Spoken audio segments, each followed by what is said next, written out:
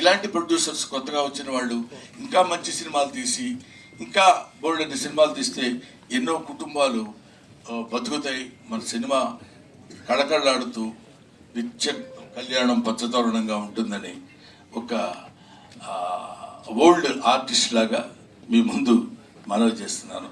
Old artist అంటే కంటే experienced artist లాగా మీ ముందు మనవి చేసుకుంటున్నాను. You bless them. రేపు 19వ తారీఖు డిసెంబర్ 19న ఈ సినిమా రిలీజ్ కాబోతుంది. అందరూ పాపం బాగా టెన్షన్ పడుతున్నారు.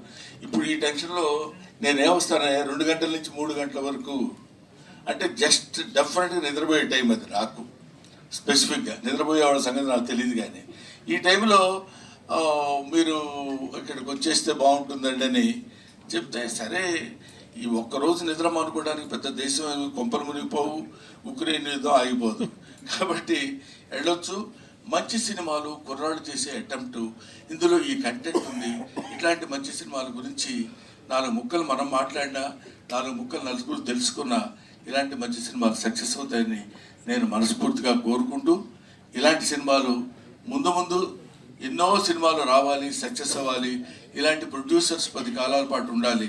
ఇలాంటి దర్శకులకి మంచి భవిష్యత్తు ఉండాలని నేను మనస్ఫూర్తిగా కోరుకుంటున్నాను. Thank you very much.